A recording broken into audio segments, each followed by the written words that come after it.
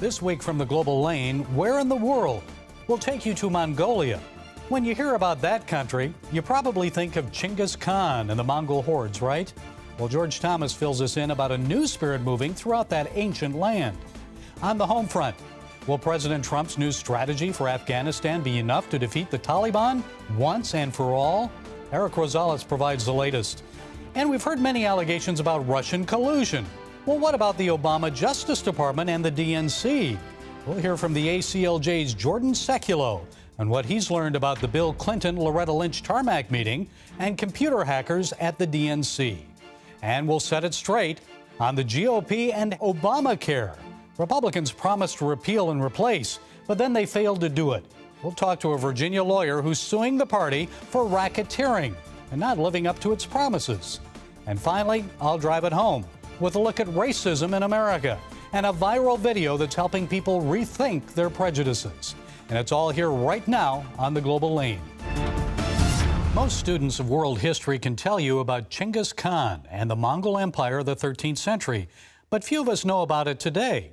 It's a country that doesn't receive much attention in the news, but some amazing things are happening there. And CBN News senior international correspondent George Thomas, fresh back from Mongolia, Western Mongolia. That's right. Tell us about it. What did you find out? What can you tell us about the people? Oh, it's incredible. I mean, this is one of the world's most least densely populated countries in the world. They have about 3 million people. It's a vast nation. Half of them, about 1.5 million, live in the capital city. And right here, we're driving through what they call the steppe of Mongolia. It's the grasslands. I was, that's right, yeah. And there's no roads.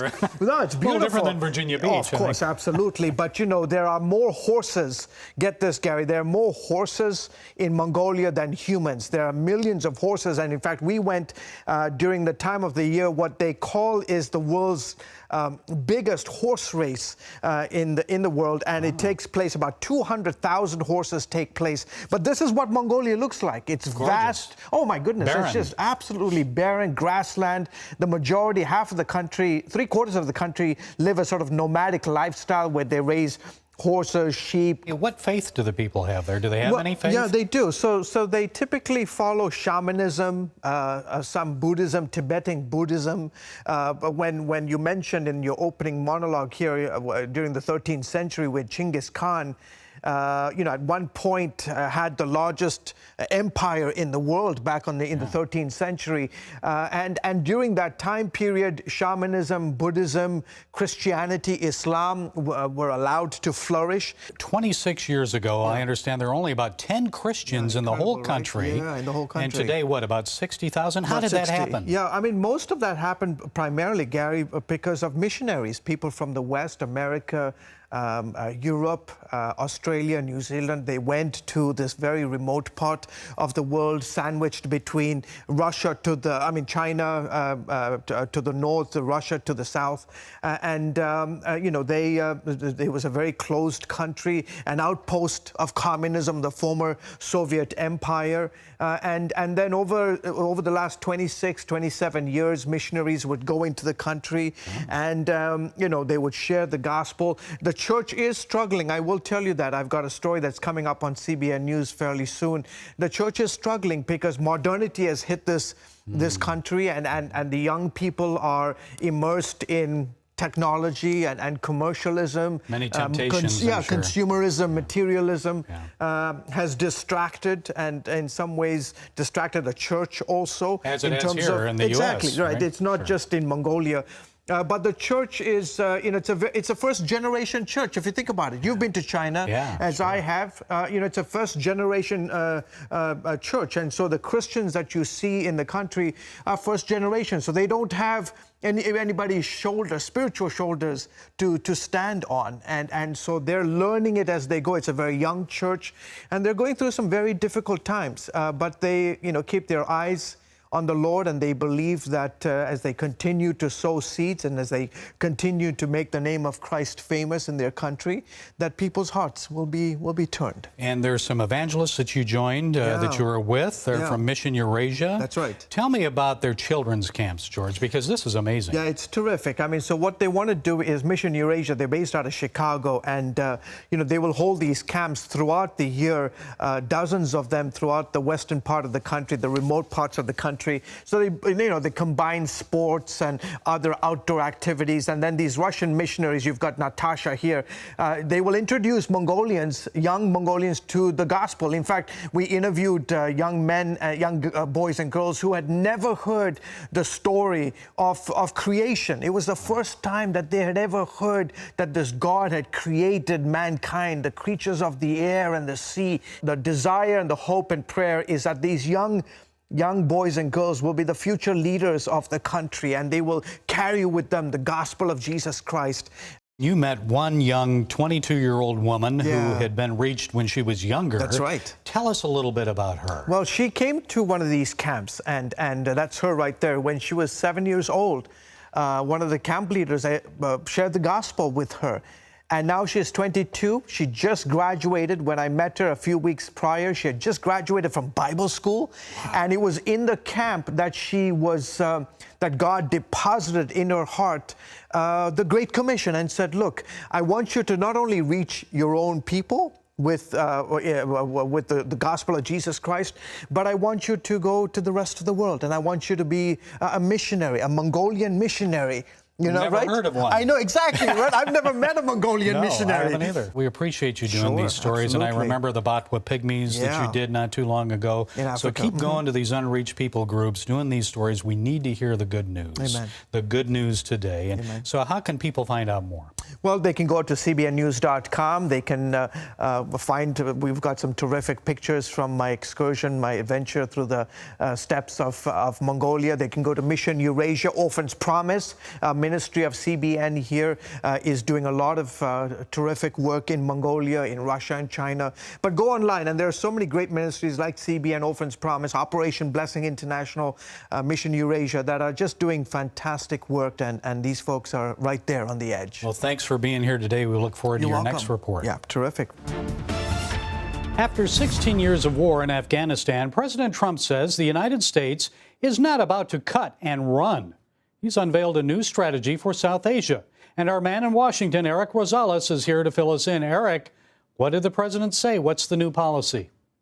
Well, as we know, Gary, we have about 8,400 U.S. troops that are currently in Afghanistan, and we've been hearing a number of around 3,900 to 4,000 U.S. troops would actually be heading off to the area. That's the number that the Pentagon had originally asked the president for, but we don't have a specific number just yet. President Trump did not want to say any specific number because our enemies would be watching, but also he wanted to be able to leave that up to the Secretary of Defense, James Mattis. And ironically, James Mattis actually just spoke with reporters in Iraq just moments ago, and he didn't even have a specific number. He says that every war is unique and that he needs to speak with his commanders and generals on the ground to determine how many troops will actually need to be able to go to the area. And Eric, I understand that the president changed the rules of engagement. Tell me about that. What's that all about?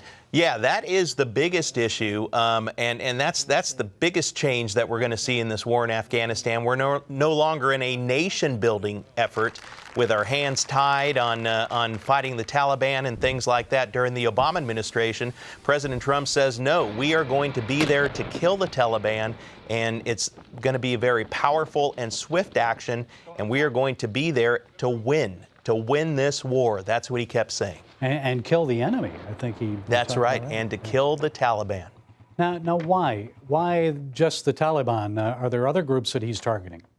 No, there are specific other groups that he is targeting as well. It's anyone who is against the ideology of America and against building a government in the area that would be able to sustain itself so that we can be able to bring our troops home.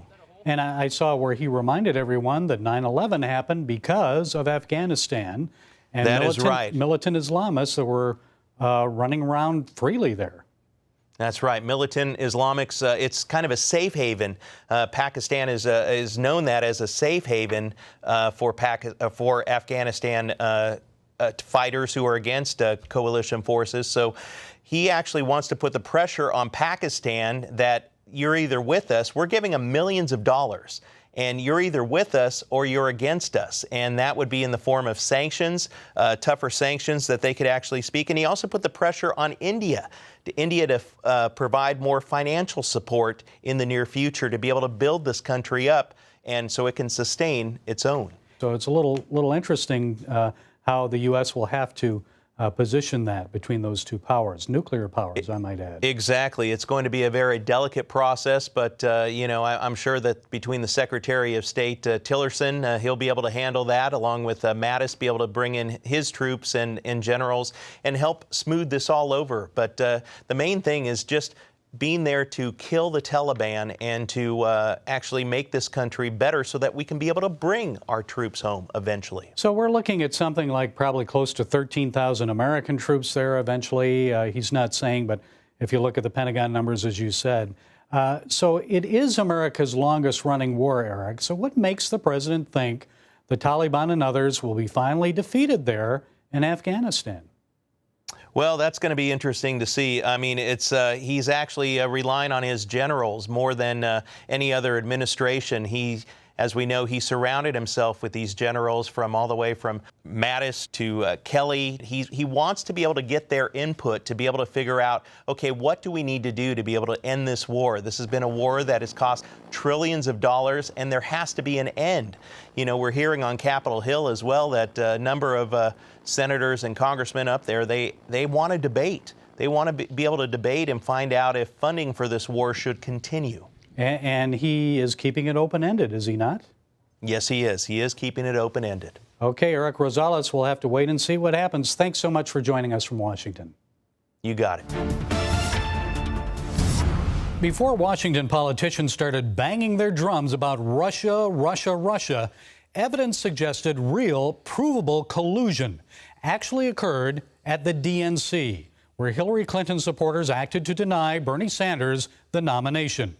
And as they manipulated the process, in June 2016, President Bill Clinton had a 30-minute meeting with then U.S. Attorney General Loretta Lynch on a tarmac at Phoenix Sky Harbor Airport. It came just days before the FBI's interview with Hillary Clinton regarding her email scandal.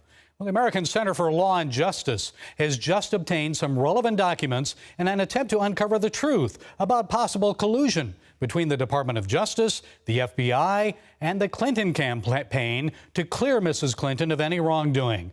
Now, the ACLJ's Jordan Sekulow joins us now. Jordan, thanks for being with us. Before we discuss these documents, please tell us, why should we be so concerned about the former president's meeting with Loretta Lynch?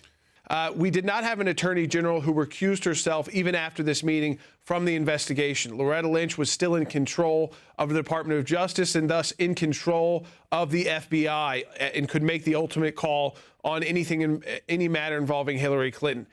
We also were told that this was kind of a last-minute decision that former President Bill Clinton decided to stay on the tarmac an extra few minutes and wait, and then boarded the Attorney General's plane.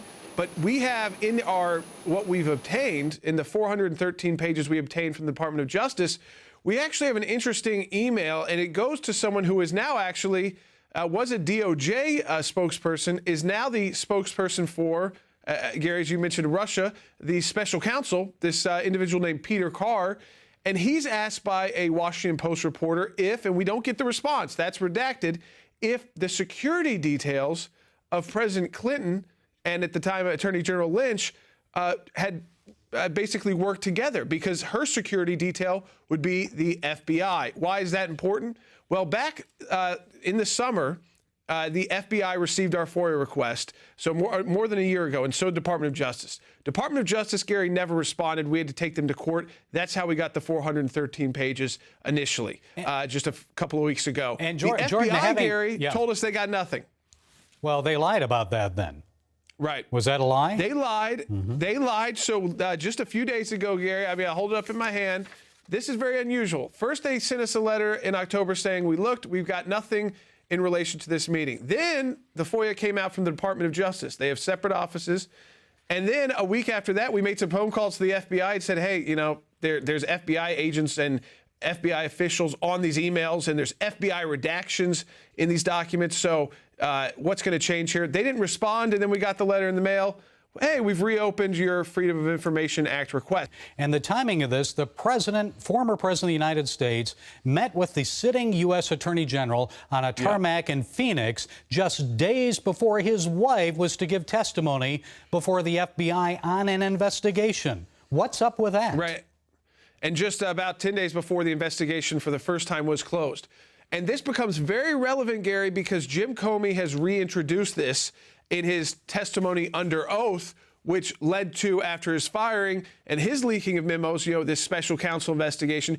Jim Comey has pointed to this as one of the reasons why, the main reason why, he took the bizarre step of announcing that the FBI was closing investigation when that's not the job of the FBI. It's actually, they investigate, then they give the info to the DOJ, and DOJ decides whether or not to bring charges or to prosecute. The Attorney General. And why did he make that bizarre decision? Right.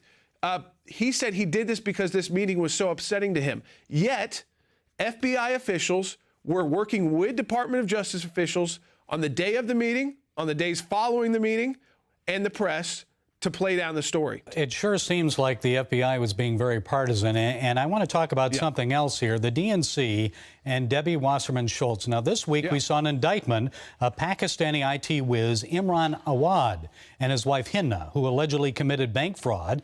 They tried to flee to Pakistan. Before that, Awad was kept on as a congressional staffer by Wasserman Schultz after hacking into government computers.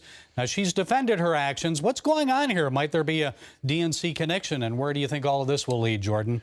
Well, he had access to her information at the DNC because he had access to her actual devices like her iPad, which would be able to then get into the DNC. So he could have, again, I think that these 4 charges that we're seeing, and it's significant that his wife was allowed to leave the country with more U.S. dollars than you're allowed to leave with. It's a limit of 10,000. She had 12,000. She was stopped at the airport. They let her leave with the kids. When he tried to do it, they arrested him. Then he got fired finally by Wasserman Schultz. Now the charges. Now we've got the indictments. I really believe, Gary, that these indictments are actually just the beginning. We'll see where all this leads as you take legal action, more legal action, to uncover the truth. We appreciate you and the ACLJ. Thanks for joining us today. Bob Heghmann, a retired attorney from Virginia Beach, has decided to sue the G.O.P. for fraud and racketeering.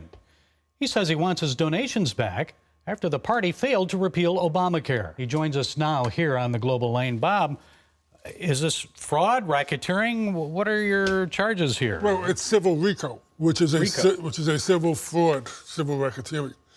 They, with the Republican National Committee alone, they collected $735 million.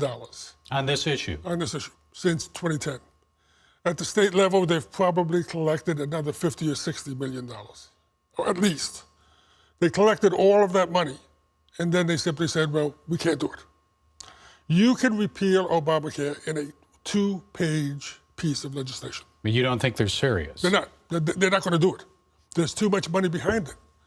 You have to the insurance companies, or they're financing their campaigns? Look at me. Like, I'm 70 years old, good health, feel fine. My wife and I have a good Social Security payment because of our income. And between us, we have 5 corporate pensions. If I die, we die, Medicare stops, Social Security stops, and there's 5 very happy corporations. As a result, HHS, Health and Human Services, the Centers for Medicare and Medicaid Services, and corporate America is solidly behind Obamacare because they see it as a way of cutting off access to health care as you get older. Now, at some point, it's going to depend upon the state of your health, where they're simply going to say, well, you're too sick. But at some point, they're going to say you're just too old. I know that sounds hard, but if people have been following little Charlie Gard over in Great Britain, yes, 9-month-old baby, that the American healthcare system said, we think we can help this baby, send him over.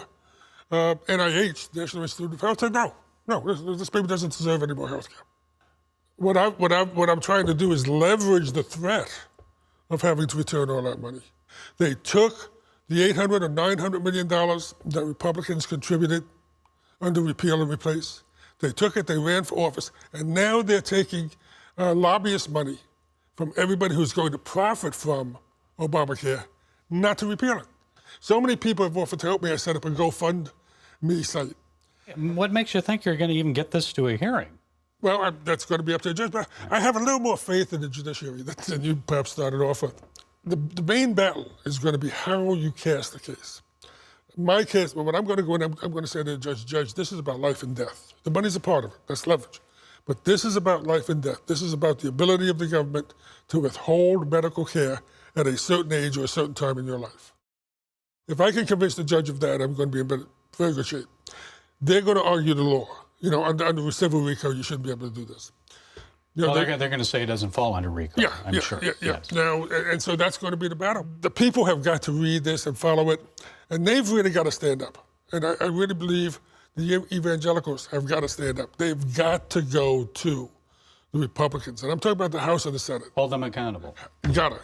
This guy Heghmann says he can do it in 2 pages. Most of all, what I really want to do is get the publicity where I can embarrass the Republican Party and go to the people and say, you've got to go to your neighborhood Republican. And you're a Republican. Oh, lifelong.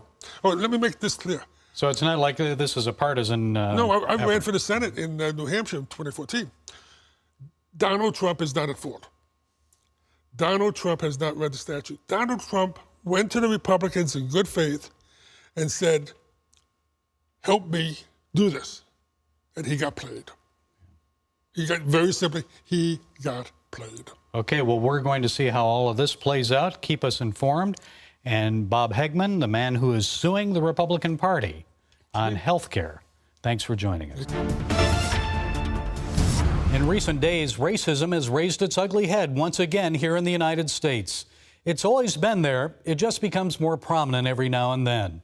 And the reason it keeps resurfacing is because we humans suffer from a heart problem, and the media loves to exploit that. I think we all have a tendency at times to think of ourselves as better than others. I found a video making the rounds on social media that addresses racism and how perhaps we should think again about how all of us are truly part of one human family, much bigger than ourselves. And guess what? You may not be who you think you are. Take a look. We received permission from the Danish travel portal Momondo to share it with you.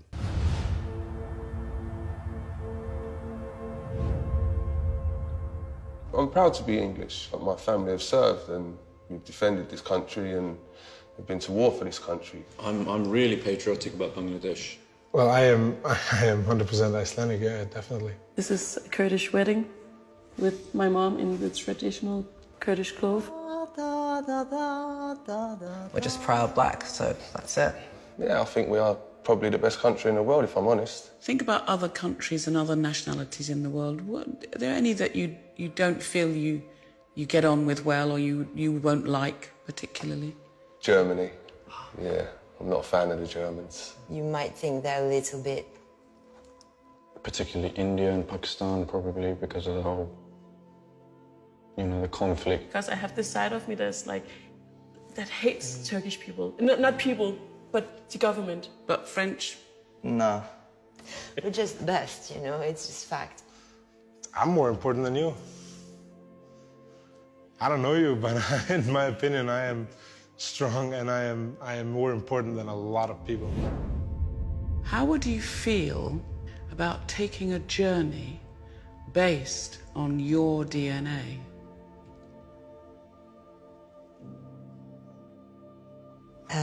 Yeah, I feel very intrigued. What could you possibly tell me that I don't know? So do you know how DNA works?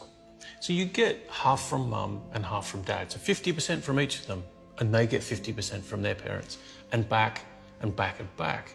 And all those little bits of your ancestor, they filter down to make you, you. I need you to spit in this tube for me. You spit up to the little black line. That's a lot of spit.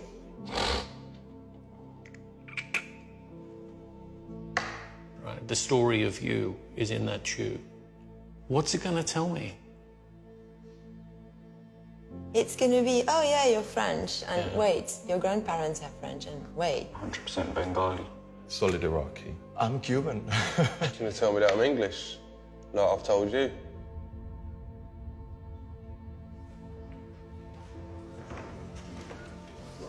Jay, can you come down and join us?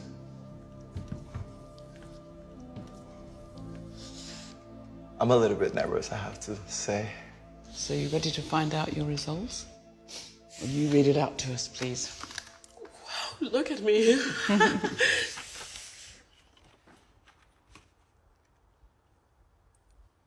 Oh my God. Oh, wow. I didn't expect that. All of them.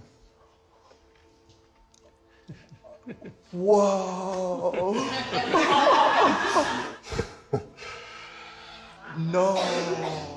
No. Caucasus, which was Turkish? Yeah. Eastern Europe, Spain, Portugal, Italy, Greece.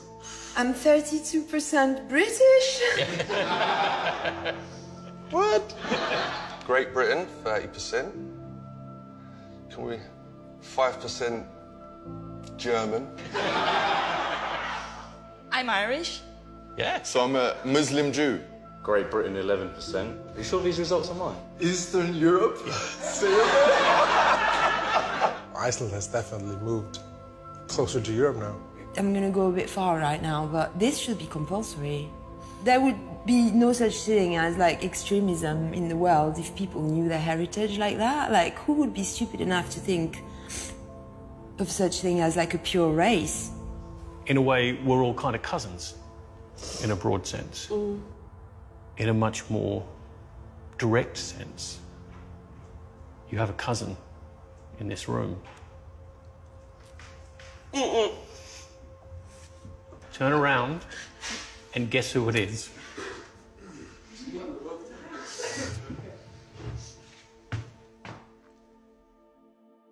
Wash? Yeah.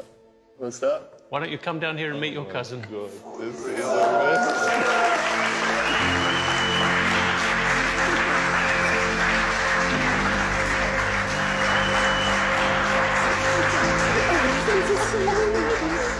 Did you know that? I didn't know I did. This is like, my heart's pounding right now, I swear to God. We met. I'm Jay from everywhere, but I've read to this. I'm a real man of the world. Wow, that's beautiful. Thank you. So would you like to travel to all of these places? Yeah. Oh yeah.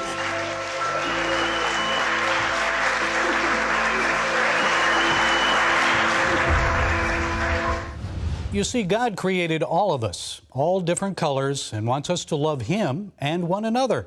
And we Christians especially need to remind ourselves that there is no place for racism in our faith. Galatians 3:27 and 28 tells us, "We've been clothed with Christ. And there's neither Jew nor Gentile, neither slave nor free, nor is there male and female. For you are all one in Jesus Christ." So let's think that way, act that way with the mind of Christ. Well, that's it for the Global Lane this week. We'll see you next time. Be blessed.